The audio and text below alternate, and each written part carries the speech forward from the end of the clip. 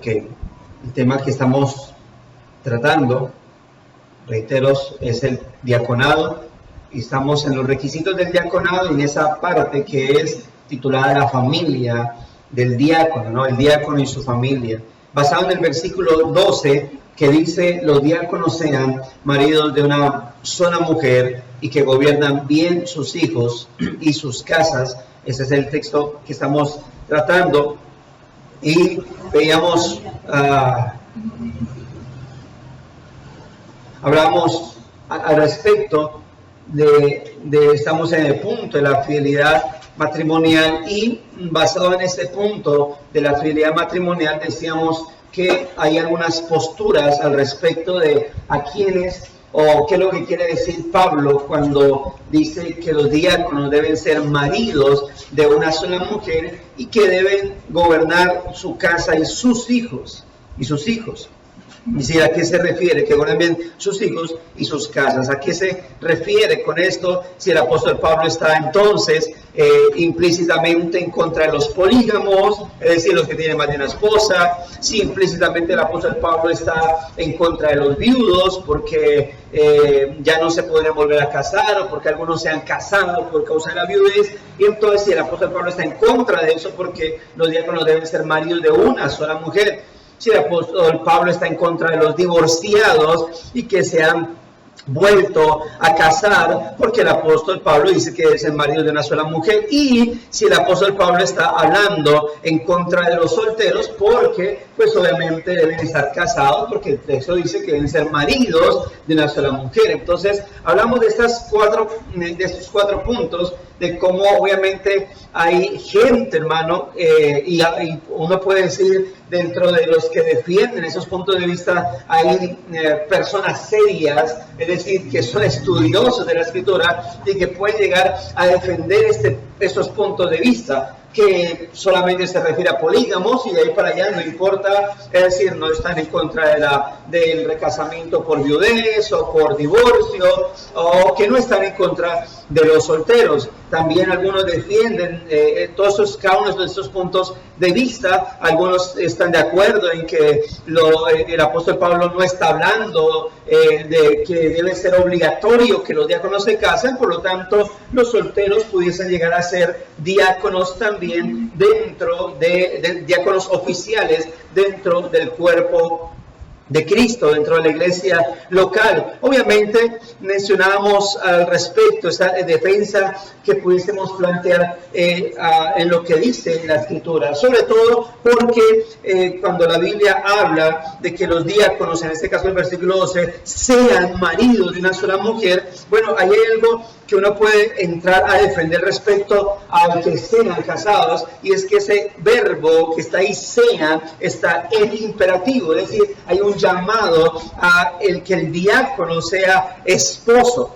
Y mencionamos las razones por las cuales, si el versículo 12 está, si el versículo 11 está, hemos interpretado que las mujeres ahí se refiere a las esposas de los diáconos, entonces creo que ese punto de vista nos está diciendo que el diácono entonces debe estar casado. Es decir, si no hubiese una claridad al respecto, una ordenanza matrimonial sobre el diácono, creo que entonces no debiese haber un versículo 11 al respecto que podamos interpretar como las esposas de los diáconos, que podamos interpretar de esa manera. ¿Por qué? Porque entonces no estamos asumiendo que el diácono debe, por requisito bíblico, estar casado. Ahora, ¿qué hemos dicho al respecto? Que independientemente de lo que las otras congregaciones quieren creer y aceptar respecto al diaconado, creo que un requisito de los diáconos oficiales, digo, ojo con esto, que es donde quiero hacer la claridad, que un requisito de los diáconos oficiales es que sea casado, y al estar casado debe por lo tanto ser un hombre que solo tiene ojos para su esposa. Ahora, cuando digo diáconos oficiales, me refiero a que no es que dentro de la iglesia los hermanos que no estén casados no puedan servir en absolutamente nada, y que solamente los casados pueden ser pastores y diáconos y nadie más sirve. No, hemos dicho o hemos clarificado, por ejemplo, cuando hablamos acerca de las mujeres de 1 Timoteo 3:11, que decíamos que la pregunta no es si las mujeres pueden servir o no, sino a qué se refería a esas mujeres del capítulo 11, porque decíamos que pueden servir. Ahora, en el asunto de esto, cuando decimos que un requisito de los diáconos es que sea casado, es de los diáconos oficiales, el argumento no es que un requisito para servir dentro de la iglesia es que esté casado. No, ese no es el argumento. Es el requisito uno de los requisitos para los diáconos oficiales es que esté casado. No para que sirva, porque un hermano pudiese pararse acá y dirigir una oración y no se requiere que sea casado. Obviamente no implica que la exigencia del buen testimonio sea solamente para los pastores diáconos. Obviamente ya el que sea incluso miembro de una iglesia, ya se le exige que obviamente tenga un buen testimonio. Un hermano que lea un texto, un hermano que cante, un hermano que toque un instrumento, un hermano o hermana que en el momento que podamos tener libremente nuestra escuela dominical puedan ejercer esa labor, no significa que ellos tienen que estar casados para que puedan ejercer una labor o un oficio, una diaconía informal dentro de la iglesia. Y recuerden que hemos hablado, clarificado ese término de diaconía informal y diaconía oficial. Que diaconía informal es la interpretación de la palabra diaconía en toda su definición general. ¿Qué es diaconía? Servicio. Es decir, todos son llamados a servir. Entonces el punto aquí no es que para que un hombre sirva dentro de la iglesia debe ser casado. No, es para que un hombre sea diácono oficial, sí debe estar casado. Entonces, ese es el punto a tocar acá, porque muchos de pronto pudiesen malinterpretar este asunto y decir, entonces, si el oficio o si uno de los requisitos para el diácono es que esté casado, entonces nadie puede servir si está soltero. Es que por eso se hace la claridad. Asimismo, como a quién va dirigido el versículo 11, asimismo, bueno, ¿qué hacemos con estos requisitos que están aquí planteados? Porque el asunto, como ya lo hemos hablado, cuando estuvimos hablando del capítulo 26 de la Confesión de Fe y tocamos el tema del pastorado, hemos dicho que la problemática que existe dentro de la iglesia es que ha abandonado los requisitos de los oficiales. Y por eso hay problemáticas. Por eso, con facilidad, cualquiera puede ponerse sobre un servicio eclesial sin tener en cuenta todos esos requisitos. Pastores que a veces, o iglesias que ni siquiera conocen bien cuáles son los requisitos para el obispado y para el diaconado. Bueno, es cierto, y a veces hablo con pastores, como lamentablemente muchos, gloria a Dios, cuando veo que la iglesia ha iniciado así bien desde el comienzo, digo, qué bueno que la iglesia lo ha hecho de esa manera. A otros nos toca cargar a veces con los fantasmas de cómo iniciamos nosotros, de cómo se eligieron pastores, de cómo se eligieron a veces, qué es lo que se entendía sobre el diaconado, qué es lo que se entendía sobre ser columna de la iglesia, etcétera. ¿Pero por qué? Porque obviamente no profundizamos en la escritura o porque simplemente nos quedamos con lo tradicional de lo que nos habían enseñado, de lo que nos habían dicho a nosotros. Pero no pudiésemos culpar obviamente a nadie, decir culpa de ellos que no me instruyeron bien. Pero ¿por qué no del todo? Porque es nuestro deber también escudriñar la palabra del Señor. Es cierto que los pastores tenemos un principal objetivo, un gran deber, que es guiar a la iglesia a la luz de la palabra.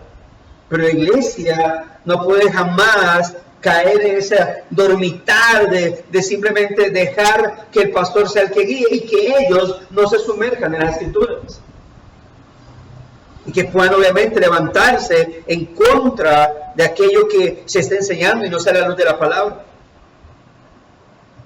¿Y sabe qué ha pasado? Que a veces uno ha escuchado, es que si me apego a esto, entonces yo ya me convierto, hay un término que se utiliza que es biblicista. ¿Y qué es ser biblicista? Es que toman los textos así, literalmente. Pero bueno, es que hay cosas que hay que tomarse literal. Si hablamos de parábolas, pues no vamos a ser biblicistas, no vamos a cortar una mano por aquí porque me hizo ocasión de caer, no vamos a sacar un ojo porque me hizo ocasión de caer.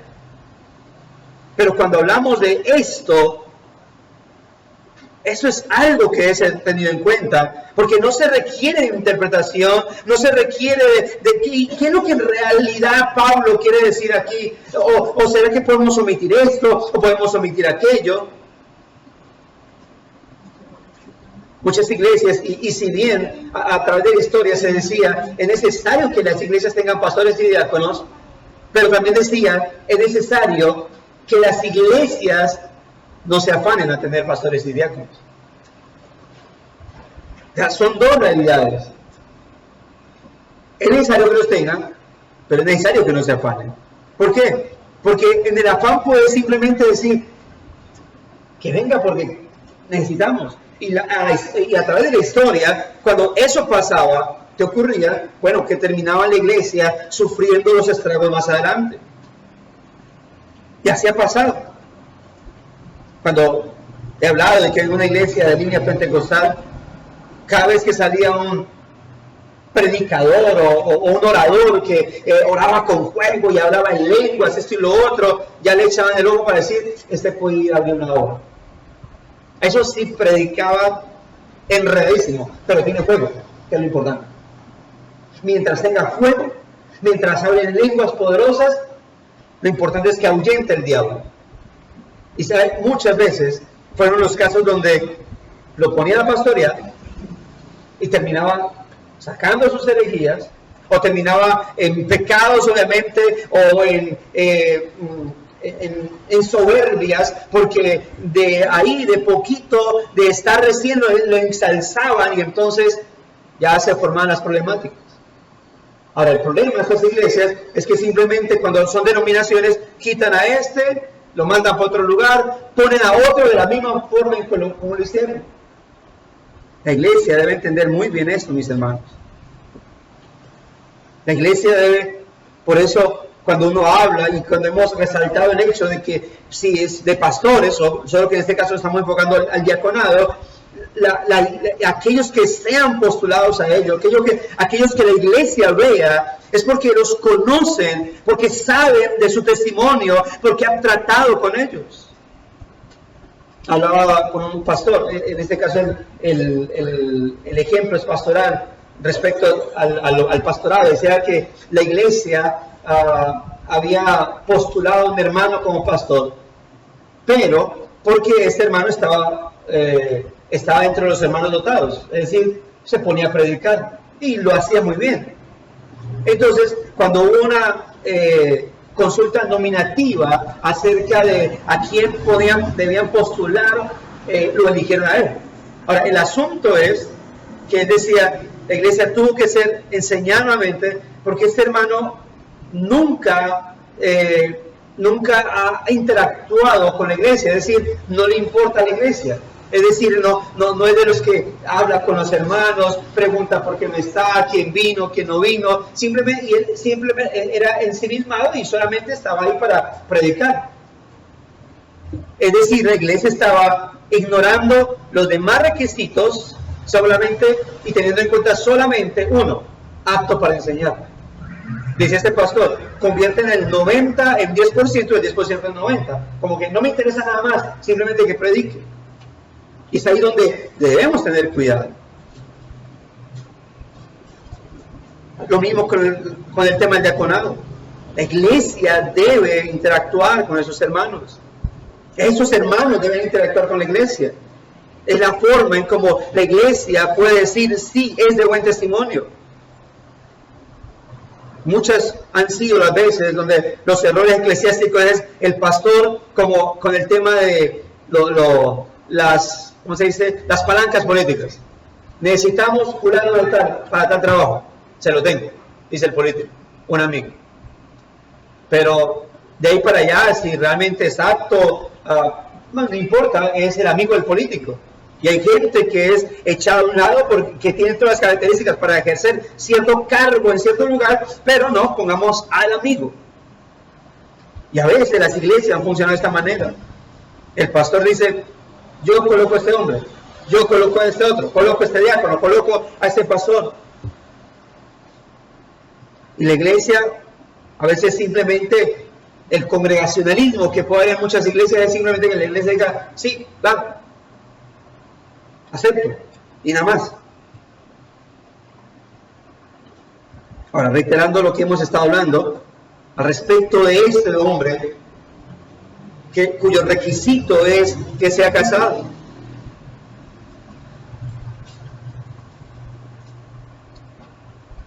Debe ser un hombre que está verdaderamente comprometido, tanto en cuerpo como de alma con su esposa. Debe ser un hombre que se distingue por su fidelidad matrimonial, siendo fiel al pacto que hizo con su esposa el día de su boda. Debe ser un hombre que está comprometido con los votos delante del Señor y delante de los hombres, con esos votos matrimoniales. Un hombre que realmente lo vean, que se caracterice por eso, por ser fiel y respetuoso a su esposa. Y esta es una fidelidad matrimonial que el Señor y el apóstol Pablo define como la unión en una sola carne de un hombre y una mujer. Ahora, se debe aclarar algo que es ciertísimo, y es que este fundamento sólido de un matrimonio bíblico en el cual se promueva la fidelidad no solo es una característica para los oficiales, no es una característica para los oficiales de la iglesia, sino para todo esposo cristiano. El hombre cristiano debe ser un hombre de una sola mujer, casado con una sola mujer. Lo hemos dicho y hay que clarificarlo. La razón por la cual los diáconos y los pastores deben dar este ejemplo es porque es el ejemplo que deben seguir los esposos. No es algo que se le exija solamente a ellos.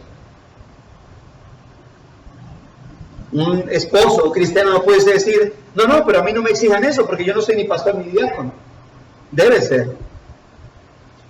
Un hombre puede estar casado, pero en realidad su vida puede estar caracterizada por ser un hombre mujeriego, sea física o mentalmente, y de esa manera ser un hombre que no está contento con su esposa y pone sus ojos en otras mujeres. El hombre cristiano maduro es aquel que conoce su propio corazón y que sabe que la forma para poder luchar contra las tentaciones de este mundo y para poder caminar fiel matrimonial en su matrimonio delante del Señor es desarrollando cada vez más una fuerte relación con su esposa, a la vez o a la par que tiene una cada vez más fuerte relación con Dios. Recuerde eso, si Dios es primero en nuestro corazón, si su temor está en nuestra vida en primer lugar, entonces podremos darle el lugar que le corresponde a nuestras esposas. Porque al final, esos compromisos no solamente son con la iglesia, esos compromisos son con ¿quién? Con Dios directamente.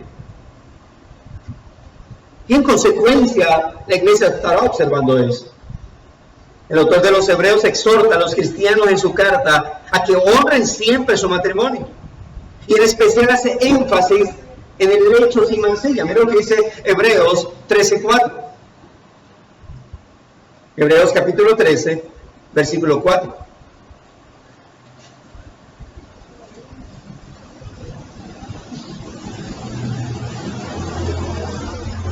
Dice, sea el matrimonio honroso en todos y el lecho sin mancilla. El lecho matrimonial sin mancilla. Porque a los inmorales o a los fornicarios y a los adúlteros los juzgará Dios. Y ese es un texto que se refiere a la fidelidad matrimonial desde su parte íntima. Cuando habla de su lecho, se refiere, a lo que la Biblia de las Américas traduce como su lecho matrimonial, es decir, su intimidad matrimonial. Y a la vez que menciona esto, hace referencia a la importancia en la vida espiritual de los creyentes. Todo acto de infidelidad sexual sin arrepentimiento será juzgado por Dios mismo, como lo dice ahí. De igual manera, el apóstol Pablo le dice a los corintios que el matrimonio es el refugio que Dios ha dado a los hombres y mujeres en medio de un mundo llevado por el pecado sexual, contaminado, destrozado por la inmoralidad sexual. Miren lo que dice 1 Corintios, capítulo 7, versículo 1 y 2.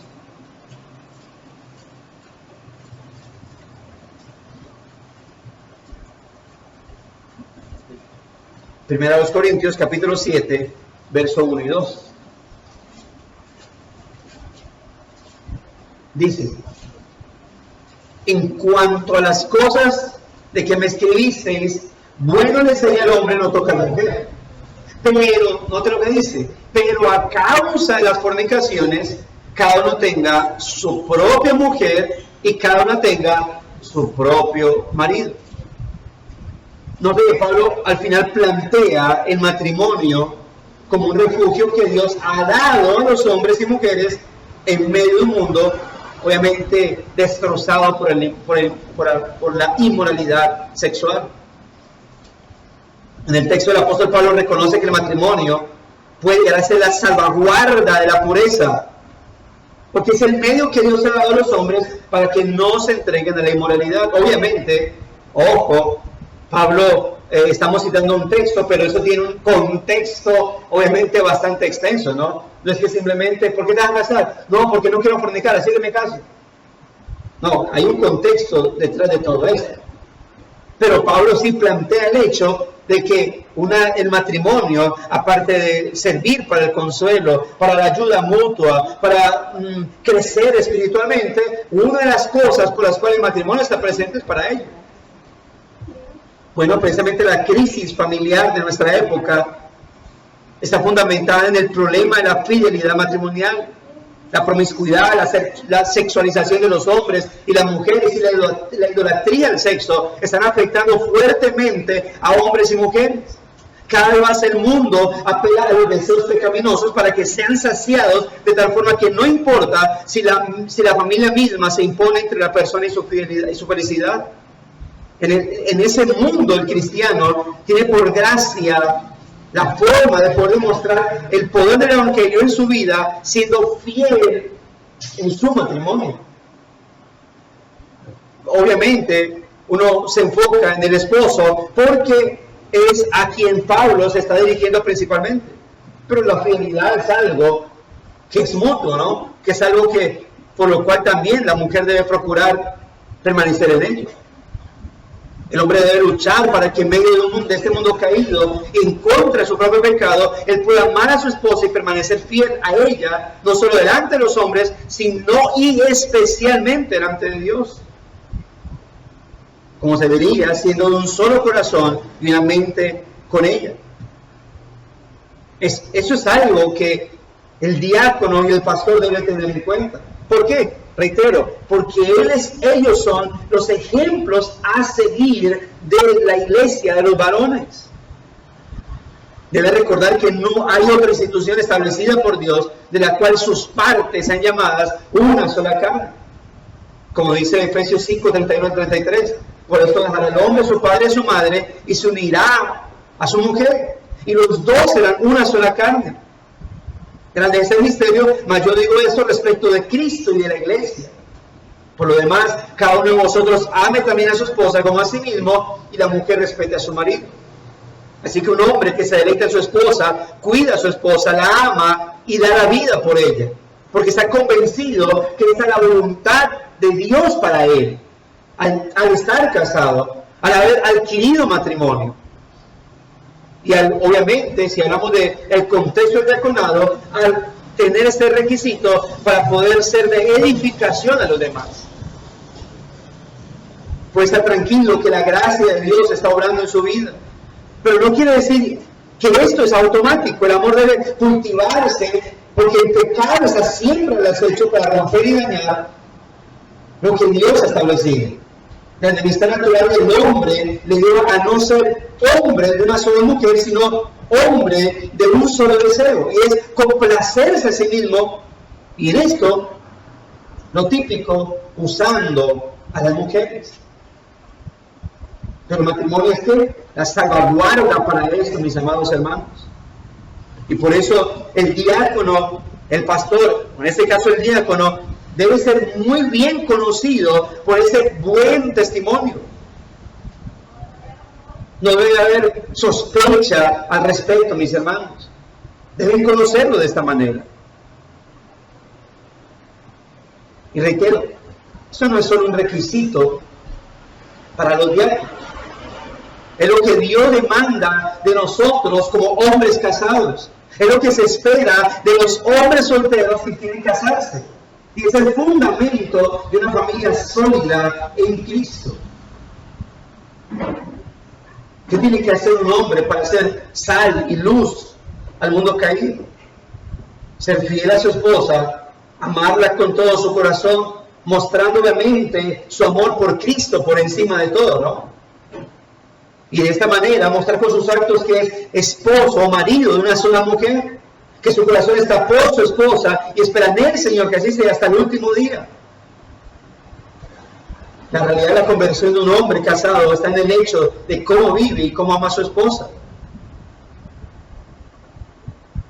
Por eso, ¿cómo Satanás sabe dispersar mejor a una iglesia local? Sino trayendo vergüenza y descrédito al Evangelio a través de la infidelidad conyugal de los cristianos y más aún de los oficiales. Más aún de los oficiales. Es una lucha donde está en juego la familia, la esposa, los hijos, los creyentes. Somos ante esto, por ello, ejemplos de una vida de unidad y pureza sexual. La fidelidad y los estándares bíblicos son para protegernos de la miseria y la vergüenza del pecado, que estos pecados traen sobre quien los produce. ¿Cuántos hijos han sido dañados por el pecado de infidelidad de los padres? ¿Cuántos los han entregado al pecado porque es lo único que han aprendido de sus padres? Por eso el bienestar de una iglesia local depende de la calidad de matrimonios que los oficiales tienen y muestran a la iglesia. Los oficiales no son fieles a su esposa solamente porque eso sea algo bueno que agrada al Señor, sino porque también al hacerlo están trayendo beneficios a la iglesia local.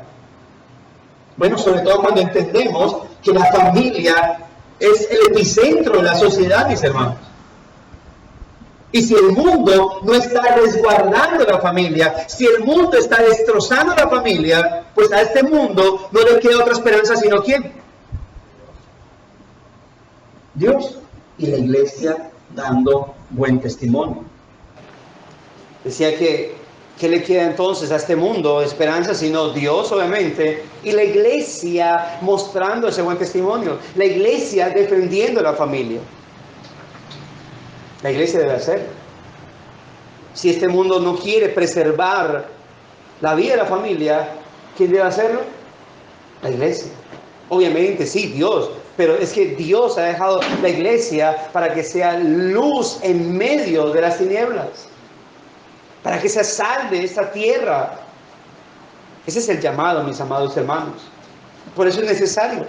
Así que al final, matrimonios fieles desde el pastorado, del diaconado, para ser ejemplo a la membresía y a todo el que va llegando, termina siendo de gran bienestar para la iglesia local y para la sociedad que rodea a la iglesia. Los oficiales no son fieles a su esposa solamente, reitero, porque eso sea algo bueno que agrada al Señor, sino también porque al hacerlo están trayendo beneficios a la iglesia local. Si la iglesia local no tiene claro esto para sus oficiales, entonces la iglesia caerá en prácticas pecaminosas, antibíblicas, cada vez más visibles. Y eso no es algo negociable. No es algo de lo que se pueda prescindir. Por eso es importante o no es extraño que dentro del requisito para el diaconado, mis hermanos, como el pastorado, sea que los oficiales sean casados. Debido a la importancia de la familia dentro de la iglesia y debido a que ellos están ahí mostrando. Ahora, hay mucho más al respecto, ¿no? Porque cuando se habla de marido de una sola mujer, no solamente implica el ejemplo que estos diáconos reitero, los pastores están ahí también, pero estamos enfocándonos en los diáconos, pero el ejemplo que esos diáconos están dando no solamente está enfocado en la fidelidad, sino también en todo lo que tiene que ver al respecto. Bueno, hablaremos de ello cuando se hable del gobierno de sus casas. Es decir, la vida matrimonial del pastor y en este caso del diácono están para ser ejemplo en todas las áreas. Porque de nada serviría, bueno, es decir, habría también conflicto si decimos, sí, el hermano es fiel, el hermano no engaña a la esposa, pero mantiene gritándola. Y vemos que a cada rato le habla feo y le hace... ¿Ve? Entonces dice, eso sí, nunca lo hemos visto. Y a veces lo hemos visto empujándola, pero nunca lo hemos visto engañándola. Así que sirve. Note que no es obviamente solo eso en particular. No, el hermano nunca le ha pegado, es fiel, pero él no trabaja, él mantiene la casa y ella es la que hace todo y él se queda ahí. Y a veces uno lo ve por ahí en el parque sentado, hablando con amigos, o no, lo ve evangelizando, no lleva nada, la esposa le toca todo. Note que esto es algo que abarca muchas cosas. Bueno, esto entraría mucho en cuando veamos el gobierno, el que gobierne en su casa.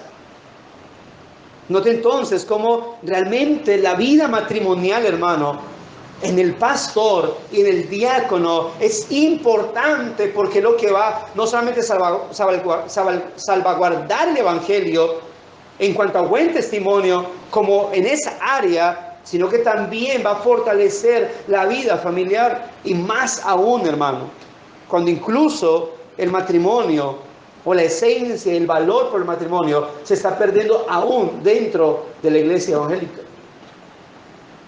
Uno se encuentra, bueno, eso es parte del otro punto, pero para tocarlo, uno se encuentra hoy parejas matrimoniales que te dicen que no quieren tener hijos porque quieren disfrutar el matrimonio. Esa frase tan grotesca, tan mundana.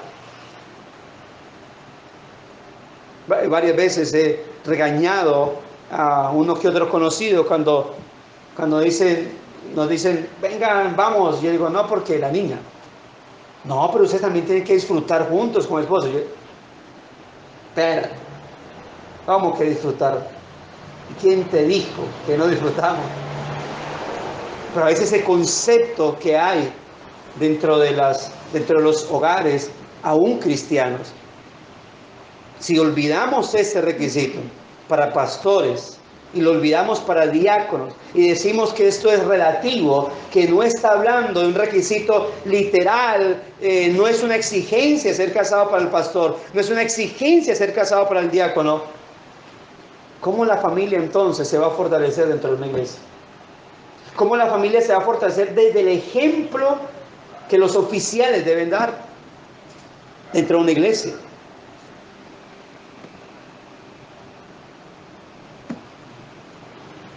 ¿Qué está diciendo nuestra fidelidad acerca de nuestra vida espiritual? ¿Solo somos fieles porque vivimos con nuestra esposa?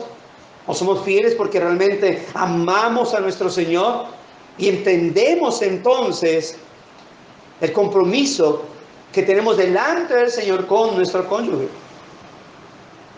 Hermanos, prestemos atención a la forma en que estamos viviendo el matrimonio y cómo estamos viendo a nuestras esposas. Esto como una aplicación no solamente para el futuro diácono, sino para todos los esposos.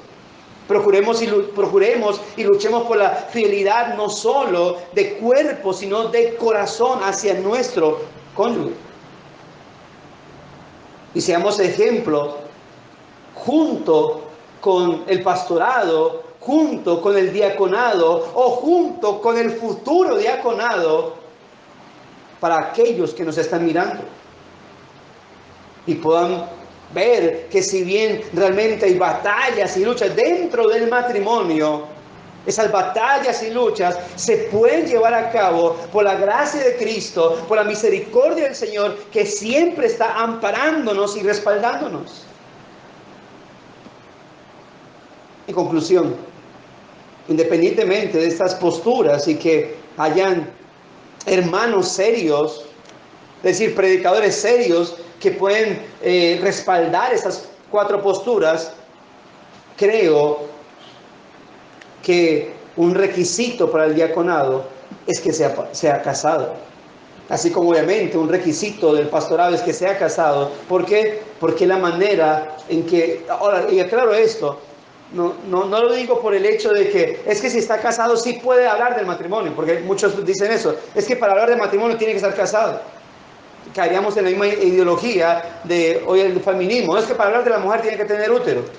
No, pero en este caso es porque es un requisito que está ahí plasmado y porque los oficiales son esos ejemplos a seguir y a ver respecto a cómo se lleva un matrimonio, cómo se persevera en un matrimonio, cómo se lucha, cómo se lleva a cabo, cómo se es paciente, cómo se ama, cómo se soporta, cómo se es humilde, cómo se es manso, cómo se es unido en el matrimonio. Ese es el objetivo, mis amados hermanos, y es lo que se debe tener en cuenta. No sé si hasta aquí, porque aquí pasamos al siguiente punto, si hasta aquí hay alguna pregunta, aporte al respecto, que puedan hacerlo. Hermano. Yo creo que, digamos, la controversia se centraba en bastante de marido de una sola mujer, donde algunos decían que entonces que si los viudos, que si no sé qué, teniendo digo que son personas que llegan a plantearse en esas interrogantes, pero primero yo creo que desconocen mucho el contexto. Por ejemplo, si venían estudiando el tema de